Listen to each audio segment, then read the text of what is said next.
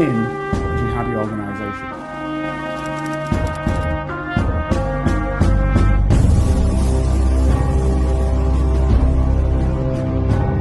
If you'd like to help Carlton keep producing the Black Spy podcast and receive episodes and information that's only available to Carlton's special Patreon agents, then you can donate as little as £3, €4 or $5 a month by signing up with Patreon. See the Black Spy podcast notes or Google Patreon Black Spy podcast and pledge your monthly amount. You can even win the opportunity to be a guest on the show. Thanks for listening. And don't forget to subscribe for free.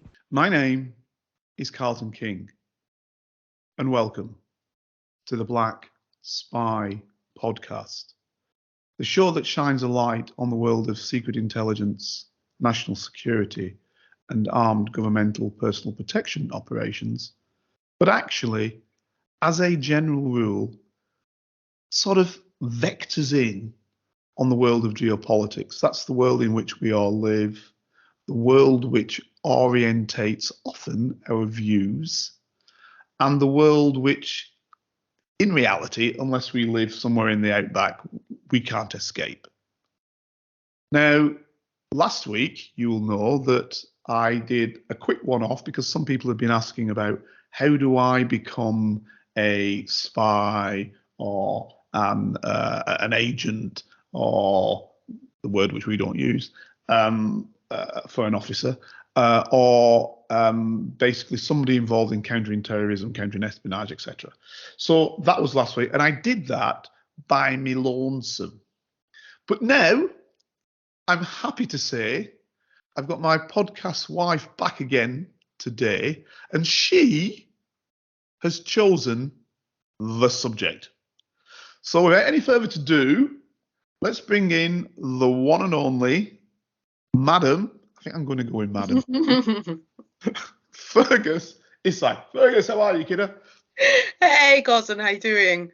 Well. I feel as though we're a little bit, conversationally bereft this week because it is just us two. I mean, I felt for you last week. Right, but and I'm here this week. I'm good. We can have that banter. But I read in Cosmopolitan magazine this week that threesomes are now the thing for 2024. Are they? So yeah. Oh, So not only have we now kind of invented that trend and we're going to own that menage a trois podcasting terminology. Podcasting you're talking about. See, my voice went high then. Generally, my voice is back. Actual threesomes. No. Actual threesomes. We're just only in podcast space. We're all nice and connected via technology, but in reality, apparently, according to Cosmopolitan magazine, threesomes are going to be very big in 2024. The other thing I wanted to say was that there was a recent survey. There was a survey story that was in the papers a couple of weeks ago that said with it in the top 5 now, listening to crime podcasts is in the top 5 ways that Brits relax. Ooh. Now there's a question though, isn't there? Isn't there? If we're relaxing with crime, what does that say about us? I know. There's no whale noises or yeah. That's what I was thinking. Or whatever. No. Brits. We like people strangling each other or whatever else. Yeah. True crime. So I think that sort of segues me on to the topic of conversation, which I was going to have, because I'll preface this by saying I did feel like maybe we need to explain to your audience what the concept of Crime Watch, because it was quite bizarre. But anyway, so this conversation came about because I was at a networking event last week and chatting away to a really interesting guy from ITV, and he said, "Oh, have you seen the Jill Dando documentary?" And I went, "No, I haven't," but I had genuinely forgotten about Jill Dando, Which Well, sounds you generally forgotten about Jill Dando, or you generally forgotten about Jill Dando murder? Which one? The whole narrative had just All been right. Okay, so she disappeared, kind of thing. Because it went from the point of being, front of media hype to then nothing. And it was, apparently the biggest murder investigation, the biggest UK murder investigation since the Yorkshire Ripper. And obviously, and bizarrely, they still don't have a perpetrator. They still they wrongly arrested the person for the crime, but then no. Let me jump quickly. Let me jump while it's on my tongue.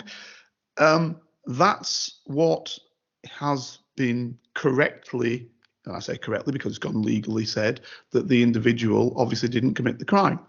It would appear, though, that the officer who ran the investigation, rightly or wrongly, good or bad, basically seems to be suggesting, and I don't know much about the case, that he thinks he had the right person. Well, yeah, but I think that actually, let's break this down from the beginning, okay? So for your listeners who aren't familiar with this, because it was actually quite bizarre. It was quite an unusual murder, let's say. Absolutely. So Jill Dando was a TV presenter. I guess most famous in sort of the 80s and 90s. She murdered in 1999, I think. Correct. She presented. When she first came on my radar, I suppose, she was presenting these like aspirational holiday programs, which was sort of very much a thing of 80s TV when you didn't have many channels. And she would, for better or for worse, just kind of go on holiday and then can I ask you something? Just breaking in, can I ask you something? Because what listeners should remember, some may not, is that you were in this journalistic game, weren't you? So in that time period, did you happen to know her or know of her or have contacts with her? Because she was like, thinking in my mind, I haven't seen the program, so that's what I've got to say, and you're throwing this into me. She was like, to me, the sort of closest looking sort of woman like Princess Diana. Yeah, am I wrong? Or yeah, that's my vision. And actually, it's interesting because it was the haircut, and when is that what it was? Oh, okay. Well, when you watch I mean, look, to answer your first question, no, I didn't know her or anyone close to her. She was a little bit before my time, as it were. As in, my engagement with her was more as a, but watching what she was doing on TV, I suppose. Mm-hmm. There is if your listeners are able to watch the Netflix series, I mean, it's only 3 episodes. It won't take much of your life up. But episode 1, they interview her hairdresser, who talks about the fact that she had that look. She had that sort of iconic hair before Princess Diana. Oh, before? So Diana copied her. Well, maybe. So it was spot on, because in my memory, I'm an old guy and I'm getting old, but in my memory, when you mentioned Jill Dando, I saw a picture of her and then sort of flashed in Princess Diana, because they kind of looked alike. Yeah, exactly. But I mean, I guess my sort of first audio visual memory of her, I suppose, I just sort of remember she used to do these holiday programs and she'd go to places where at the time, like, the general public didn't really know where that was or what it was like. And she sort of had this she had like this signature pose where she'd kind of sit on a sun lounger or sit on a wall or something, and it would be that sort of, and again it was that Diana pose. It was the sort of slightly cross-legged, slightly sort of leaning to the side thing, I know I'm sort of going off piece a little bit because obviously she was brutally murdered, but at the same time, like you say, there were all these kind of nuances that just made her very familiar, and very recognizable. And then she went from doing these kind of holiday programs to presenting presenting Crime Watch. Yeah. And Crime Watch was such a bizarre TV concept. I mean, I don't know, like from your side, I don't know what you Right. Well, I know Crime Watch from the 1970s in Germany, where it was called XY ungelöst, so XY unsolved, right? And basically, Crime Watch was a whole take on that program, and it had run from about the 60s in Germany all the way through. And indeed, still runs now in a bit of a guise. And they'd get in the police from the different German states. In those days, it was obviously West Germany because the East was communist. And it was presented basically just like you see Crime Watch. So that's what it was. They copied the German program hook, line and sinker. But it must only have ever run in Germany and Britain. Oh, it was big though. No, see now, when you run in Germany, you basically run in Austria. You basically run in Switzerland. Right, so in German-speaking areas. So all of the three took that program, and they had officers from not only in West Germany, but also from Austria and Switzerland, as and when the cases fit. And it was big. Now, I don't know if they sold that then elsewhere, because if you think about it, the concept of aiding, well, yes, actually, I lie. I do know. In the States, they had the program, and they called it, there's a guy who fronted it. What's it called? I think it came out first as the FBI Most Wanted, and then it went through all of the different 22,000 police forces in the United States, and anybody could put their cases up. So this thing is popular around the world.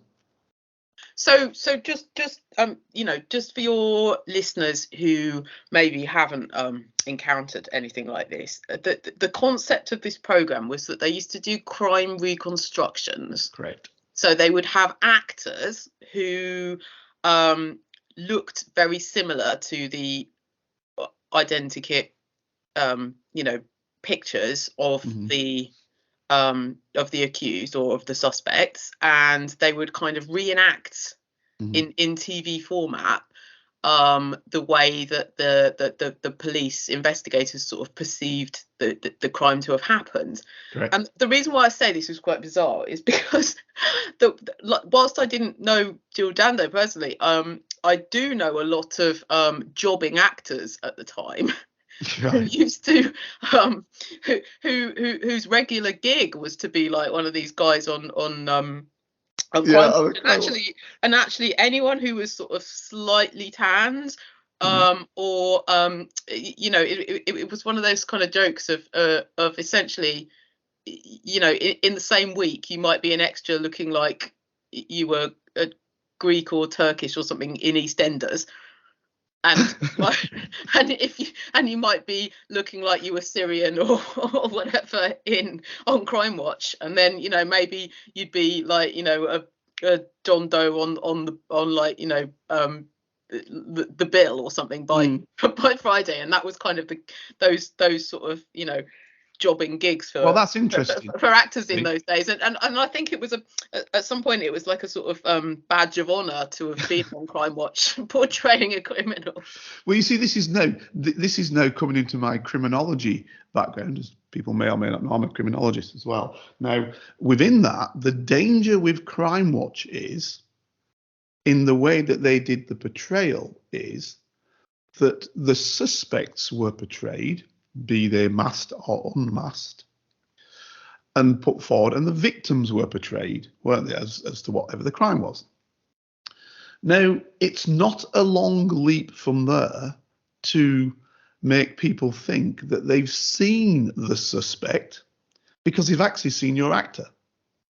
Oh, I know, and honestly, because what they don't do is make that your brain takes it in and keeps it. I've got a friend who was an actor at the time. I mean, he's a very prolific film producer now, but he's actually a godfather to one of my kids. But back in the day when he was an actor on the bill or on Crime Watch or on EastEnders or whatever, like people would people had sort of like side side eye him in the pub and be like, yeah, let's arrest this guy. Citizen's arrest on this fella. He's exactly. done it. But the we're other still. thing, I saw the suspects. They were sitting down the road. Blah blah blah. When they weren't. What you saw was somebody who looked like the actor. And this is where the problem lies. But the other thing, Carlton, right, was you know, like when we were in school, you know, like you'd be going that there would be people who would be talking about, oh, I didn't realise it was so easy to do that crime. You know, it was almost like an education in crime. The other side of it, absolutely. You it's know, true. Like, I wouldn't have a clue how to you know, rob a petrol station, to be honest. But then I watched Crime Watch and I was like, oh, I see. Right, well, we need to get a Ford Fiesta. We need to get like a driveway guy. We need to get some holdalls. We need to get like, you know, whatever. So there was that level of no, that's just true. Absolutely, totally and utterly. I mean, the knowledge of people. Did you ever arrest anyone for a copycat crime? Well, you know me. I never big up or put in place a position that I didn't do. And I'll say it again. In the United Kingdom, as I've always said, I did effectively 18 months on the streets, so uniform, and in fact, no, not even 18 months, because of that, I think I did a CID secondment for about 3 or 4 months. So let's cut that down. So let's cut that down to about 12 months probably on the street. So therefore, my arrest aspect is not great, because obviously the work I was doing, that was not in the special branch. And then in the Secret Intelligence Service is not the type of stuff where you're arresting people as a general rule. The only people we arrested in the special branch really were spies. Other than that, we're not arresting anybody. The odd time you might arrest somebody if you're stationed at the airport, you might arrest somebody because you thought they were either a spy or a terrorist. And I think that's once or twice that may have happened. And the odd time, you might get a report whereby police force might put in and say, oh, this guy's trying to leave the country. He's committed a major crime. Could you guys look out for him? Because we were the people, obviously, all special branch work is in plain clothes. So we were the guys who were around the airport, who were around the immigration people now and then, who were around the customs people now and then, and we were just looking for our business. That would be at the airport. So really, my arresting aspect is not great in Britain. Now, when I worked for the American, of course, I arrested a lot of people. And before that, I worked for the Germans, and I arrested quite a lot of people. So in those two veins, yes, I can speak about that, but I can't speak really about it in the United Kingdom. So I don't want to fool anybody, and I never do. You know, I was doing a completely different type of work, and the work was obviously trying to keep the United Kingdom safe from terror, extremism, espionage, proliferation of nuclear weaponry, etc., etc., etc. All right, so look, let's circle back to the murder. Okay, so we've set the scene. We've got this prolific kind of high profile, glamorous in glamorous in the way that a TV presenter could be, i.e. sort of, she's not a supermodel, but she was glamorous. She was attractive. Yeah, she was, yeah. Very good at sort of self-publicising, you know, very good at making sure that she was always at events and I did hear that. And she was famously really good friends with Cliff Richard. And you know, but at the same time she sort of still maintained that girl next door thing. In a little bit, I suppose. Which was her strength, wasn't it? Yeah, but because she was presenting this crime program, she was kind of perceived as being quite clever. And anyway, so the murder, she, you know, as I understand it, she was walking home to a home that she owned in Fulham, but she didn't live in it because she was geared up to get married to this guy, and we'll talk about him when we run through the list of suspects. But she was geared up to get married to you know, arguably the love of her life, and they were cohabiting, and she was trying to sell this house, and so she wasn't. So the first sort of unusual thing, I suppose, that I thought that maybe I didn't really think about at the time, but was the fact that she was only going back to this house like every couple of weeks. It wasn't, you know, a regular beat for her. Someone. So we should suggest as surveillance then.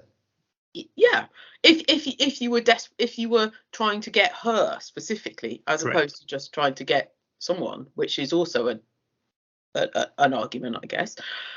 And then on her doorstep in broad daylight, I mean, it was like 11 in the morning or something, like in broad daylight, somebody very deftly, I would imagine, because you'd have to be pretty quick to do this, you know, to not draw attention to yourself. So on a busy road on a busy residential street in Fulham, sort of pushed her to the ground, shot her in the head, and then legged it. Right. The way I understood it, if my memory recollects me correctly, was she was shot behind the ear. Yeah. Now, does that make a difference? Yeah. You know, again, anything can happen, but you're probably looking at specific techniques, aren't you? So you could be thinking. Tell us, Carlton, you're the expert. Well, you could be thinking brainstem, etc. Because I know a lot of. I mean, again, like you know, this is just anecdotal, but I mean that people who sort of there were lots of copycat suicides after the Kurt Cobain thing, where he put the gun in his mouth and shot himself through the head, and a lot of people said at the time that actually that's quite that's not a very reliable way to do it. Now, obviously, this was a hitman, so he wasn't necessarily probably. Or was he? But well, I don't know. What all I'm saying is, like, it would have been, to me, a lot more faff to put a gun in her mouth and shoot her. But is there a critical point on a head wound, on a ballistic head wound, where it's most effective to get someone? Potentially. You're looking at a brainstem type shooting, which renders you nil and void, finished. So if the fella knew what he was doing, and that's a big and it might just be accidental, the fella, because apparently, as I understand it, there's just one shot fired, yeah. Yeah, one shot fired, yeah. Yeah. So the guy's pretty happy that if he's a professional fella, that he's done his work, and now he's on his way. Now, what I don't know is, was the weapon suppressed or was it not? Well, this is the thing, you see, because it took 14 minutes for somebody to notice. Right. So it would sound as though it's either a very small caliber weapon or it's suppressed, and what, you know, it's a silencer on it. Yeah, you get what I'm saying? Yeah. So they suggested it was a 9mm short caliber semi-automatic pistol, right? Which should be quite loud. Yeah. You know, weapons are loud, right? So that's the first thing. So if you're on this street, you probably don't want to be firing off a load of rounds. But if you can get away with just one round, that said, it's still loud. Now, if you're using a smaller caliber weapon, maybe that's okay. You know, maybe you get. So it might be that the weapon's suppressed. And when you start talking about things like that, you start becoming somewhat more professional. Because, but also, yeah, exactly. But also in the realms of plausibility, or in the realms of reality, like, how easy is it to mod that sort of gun so that it? In the United Kingdom, I don't think it's that easy at all. At that era, with a suppressive system on it, you know, a silencer on it, I don't think it's that easy at all. To be fair. To obtain that as Joe Soap. Now, if you're not Joe Soap, that's different, right? If you're somebody who knows the game, that's different, right? So that's what I'm saying. Now,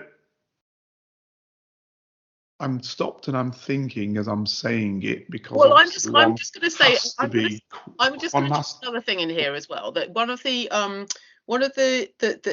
sort of pertinent, another sort of slightly eye-opening, like pertinent things to the case was that the cartridge from the gunshot Mm-hmm. was left on the doorstep. And there's a lot in the documentary, which again, was never really brought to light originally, or maybe it was, and I just didn't sort of pay attention to it because it probably wasn't as interesting to me then as it is now. Mm-hmm. They were kind of talking about the fact that there was some markings on the on the shell that were unusual. Okay, well, they call striations. There you go. But each gun leaves its own mark, when it comes to the barrel. Right? But it's one of those things about, like, he obviously the gunman needed to make what they're saying is that they think it might be suppressed.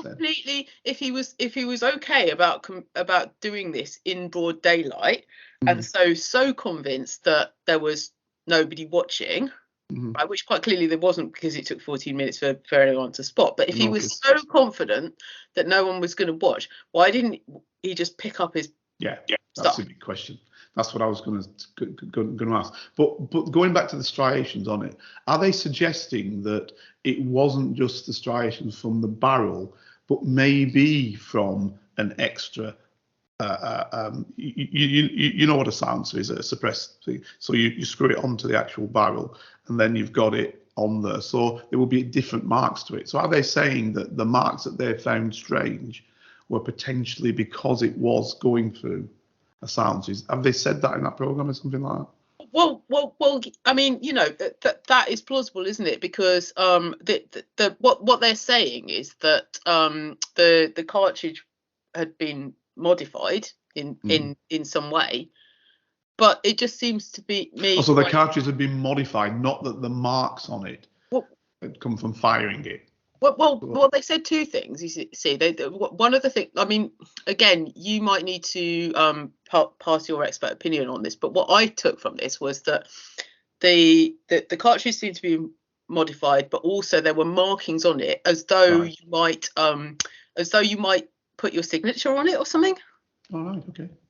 Which kind of seems a bit crazy, doesn't it? Well, it seems quite bizarre, but apparently that's the one that was sort of why the theory of the Serbians was sort of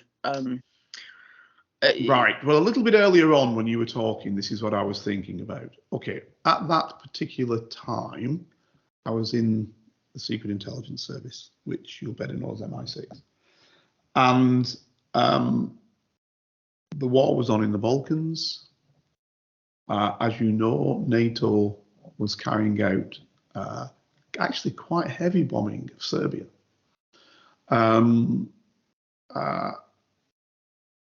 There's always been a question as to the rights or the wrongs of that action of NATO.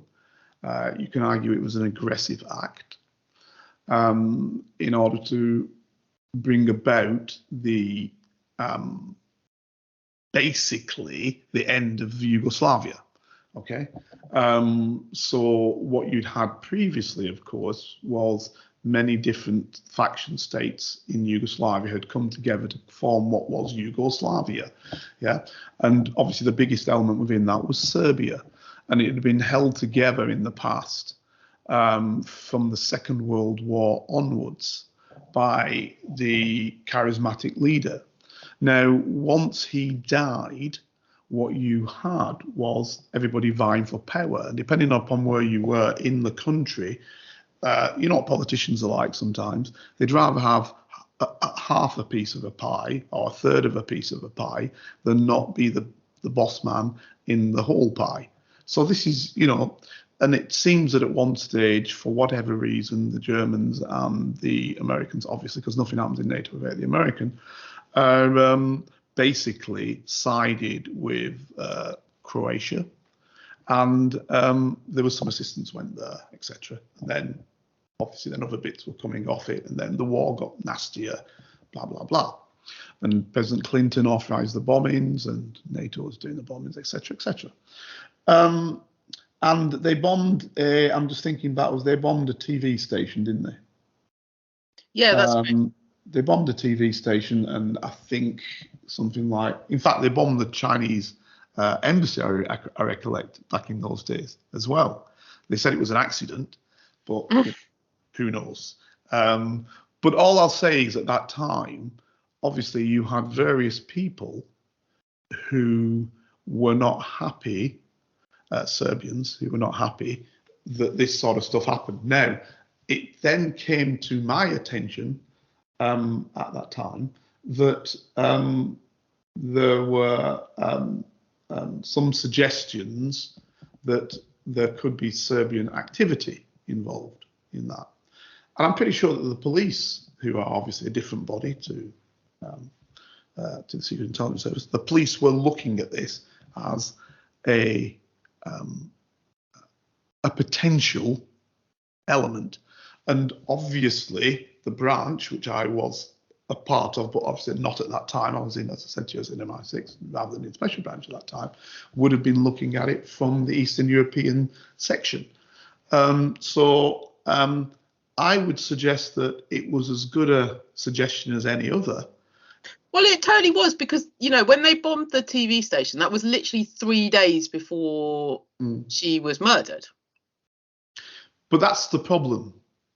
And I think I don't really want to go too much into that, but I think it's a bit quick. That would be my only negative. Right, yeah, no, that's an interesting. TV station's been blown up 3 days before. Now you're putting an operation together of somebody who wants to get away. You're not talking about some clown who, sorry, I shouldn't say clown, although you would perceive him as a clown, but let's say not a clown, somebody who believes so much in what they're doing, i.e. within religious extremism example, that they're happy to lose their life in doing it, right?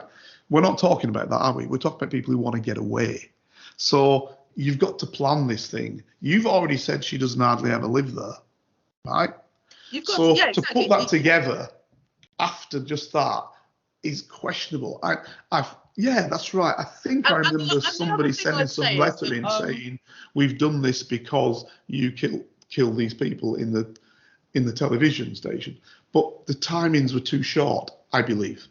But also, I mean, yeah, exactly. So back to that whole timings that were too short thing. I mean, conversation for another day. But I mean, as you know, I did a lot of work in Croatia, sort of in the absolutely in the noughties, and one of the things that sort of has impressed me so much is that the younger generation, sort of intergenerationally, has sort of rebuilt the country, but also rebuilt those connections with the former Yugoslavs, because they didn't feel like it was their war, you know. And all I would say is, given that when I first started working when I first started working in Croatia, it was maybe like 2004, 2005. Even then, their knowledge of UK culture, I mean, it was delightful how enthusiastic they were, and how keen to know. But every conversation that I'd have, they'd go, "Oh, what's going on in London? What's happening in London? What's cool in London?" You know, I also don't feel like in 3 days that the news would have resonated that far to that person if that was the case. Do you know what I mean? This is what I'm saying. If it was an operation of the Serbs, right, official operation of the Serbs, right, you've got to have 3 days. Oh, that's gone off. Bang. Let's get the op together. Let's look at where we might find her. Let's look at what we want to do. Let's look at sourcing the equipment. Let's look at our exfiltration route, etc., etc., etc. Sorry, Carlton, I've just realised we've missed out a link for your audience, which is that Jill Dando hosted an appeal for victims of the Yugoslav wars, right, asking people to donate to charity. But that was was that? Even that was not until the day after. So let's say, where are we? So that was I think that was the 24th, and she was killed on the 26th. So that's still. So I just think it's quick. I mean, I'm not saying it's impossible. Yeah, but I just think it's quick. But I also just think that, like, I mean, even now, right? I mean, I know where you live, and I know how you still can't even get some football matches on TV, where like if you wanted to watch them, right? So back in those days, back in 1999, I genuinely don't believe that I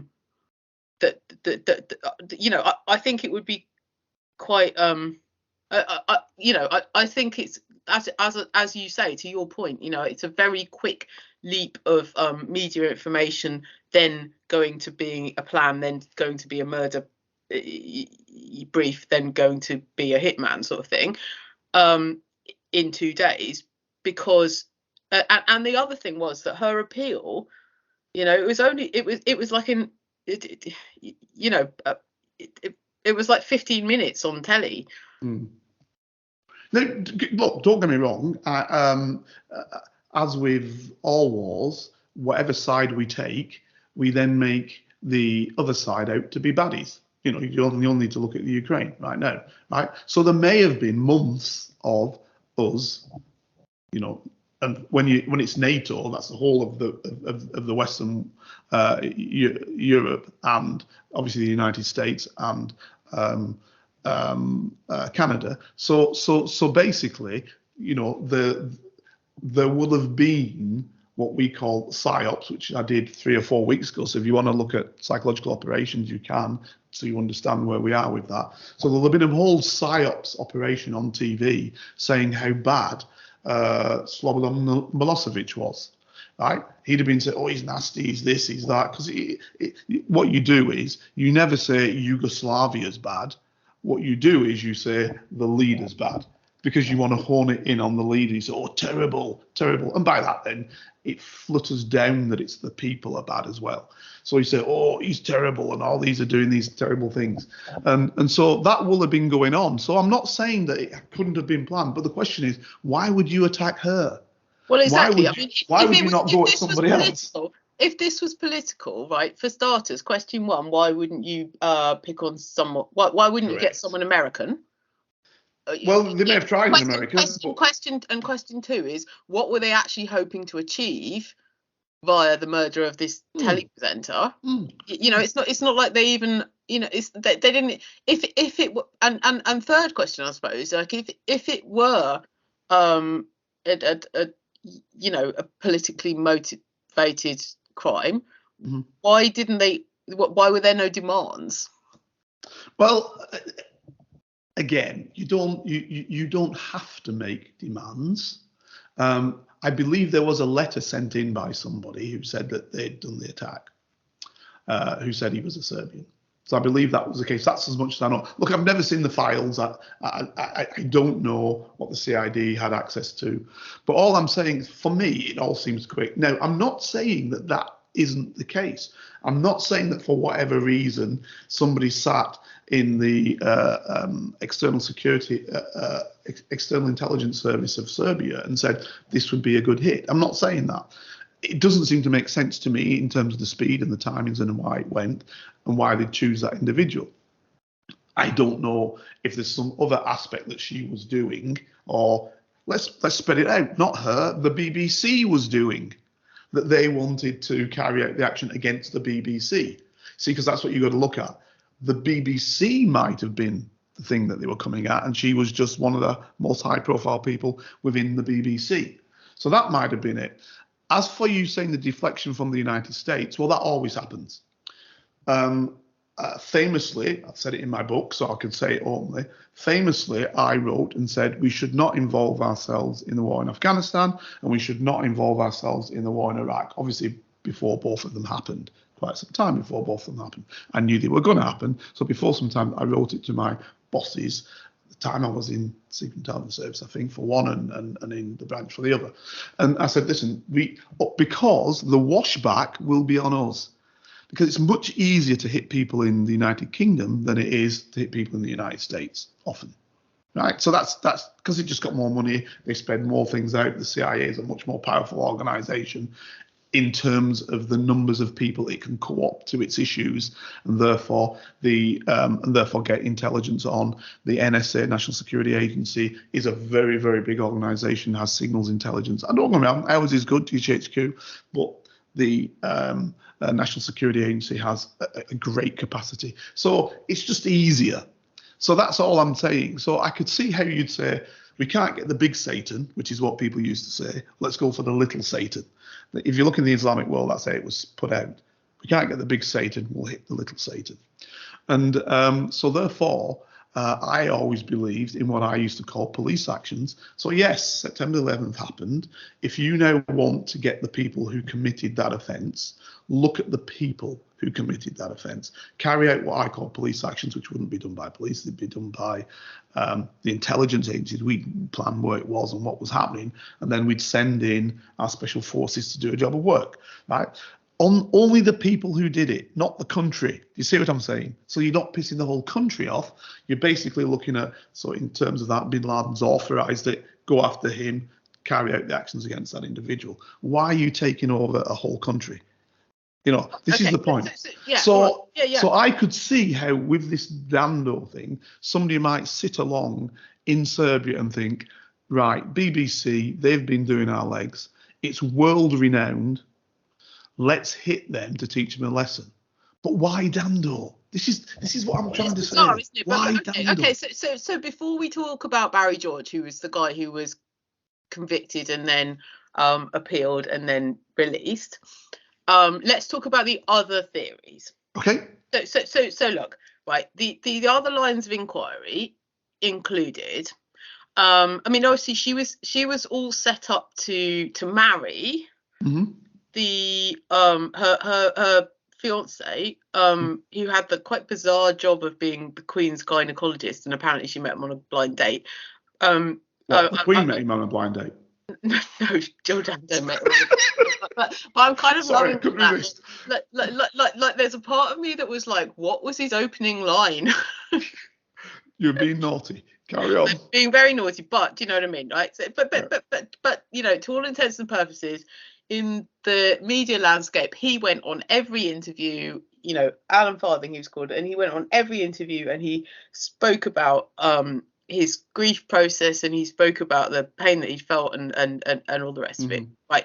Obviously, she did have previous lovers, and also she did have you know, apart from Barry, I'm not even going to say that Barry George was a fanatic of hers, but she did have fixated individuals who would be, you know, pestering her, I suppose, if that's the word we're allowed to use. So there was that. We've touched on the. Did she had quite a lot of lovers? Yeah. Well, which is another issue, isn't it? Depends how prudish we want to be, because I'm not prudish at all in any way, shape, or means. But the point, as you know, but the point I'm making is this: you see, most murders happen around people you know, right? Yeah, absolutely. And so when you're looking at murdering somebody, you've got to look at those sort of angles whereby you're thinking, are there people there who were slighted because now she wants to get married and she'd been with me for whatever, or she'd been with this other guy, or she was meant to be with me and she was going with somebody else, you know, all this type of stuff.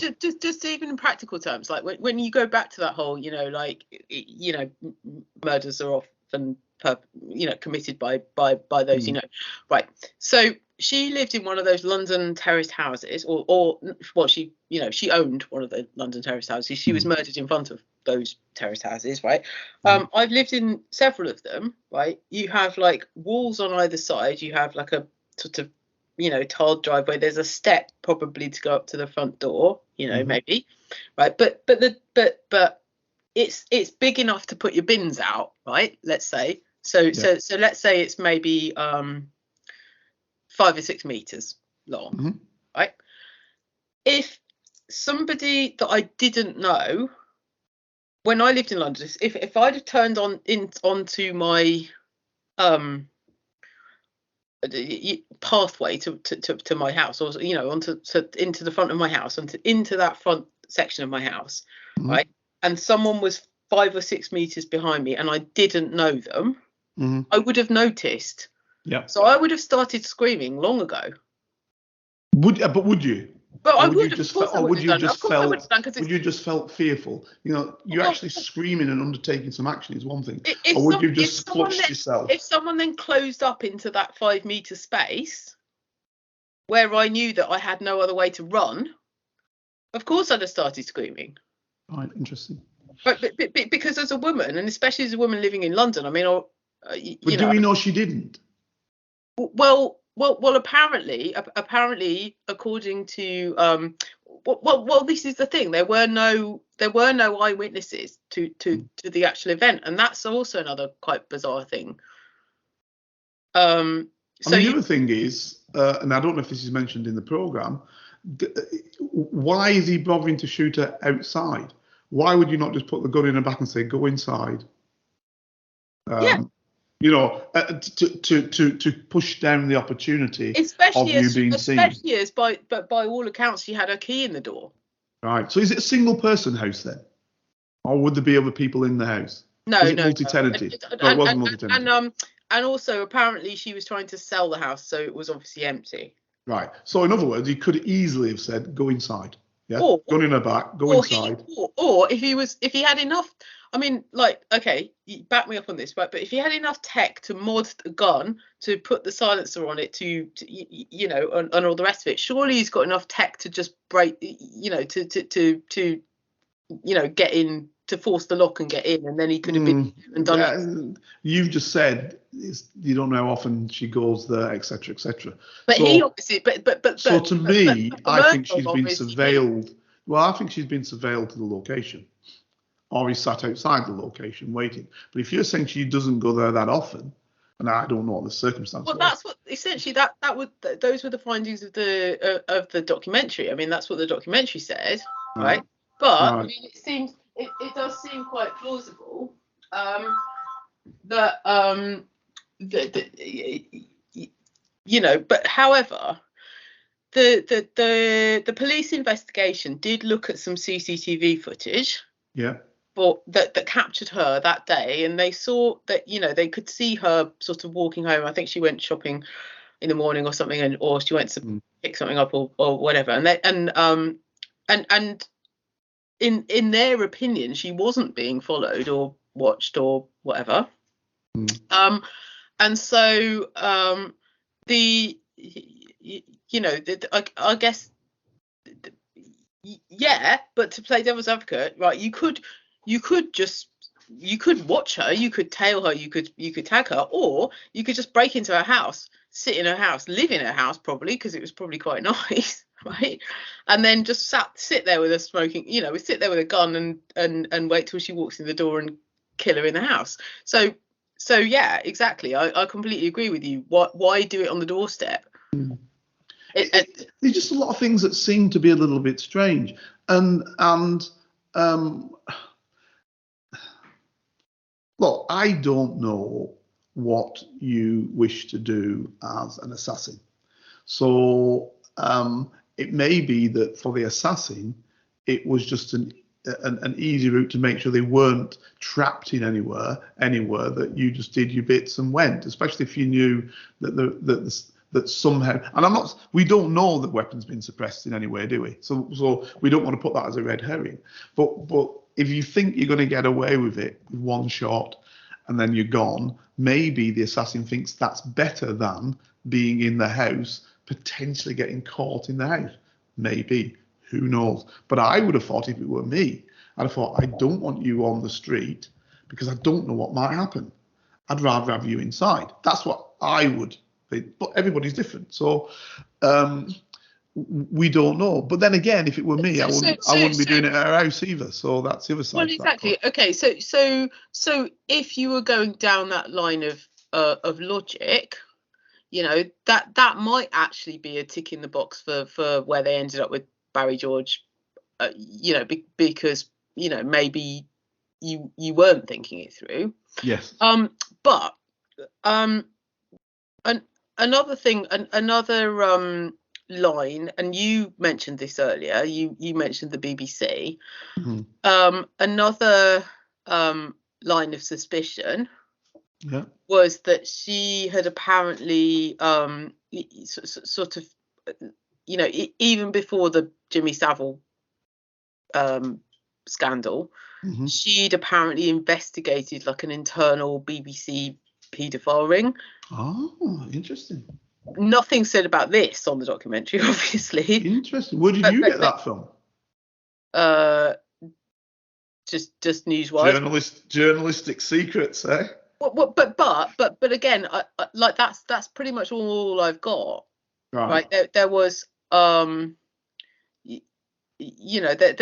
were some investigations which were suppressed around about that time, and she'd been part of the investigation. That's all I can tell you. Right. So the BBC had suppressed them. Yeah. Interesting. Okay. But again, like, I mean, for goodness, like, I mean, it seems quite it does seem like quite a massively plausible leap of faith that the BBC would have it together to. No, well, you see, you jump past the BBC, don't you? What you jump to is, if this were the case, you jump to the fact that the BBC suppressed it, but people knew about it who were at fault, and thereby wealthy people who may have been involved offered the job off to somebody to do a job of work for them. That would be the way. I don't see any BBC going about doing stuff.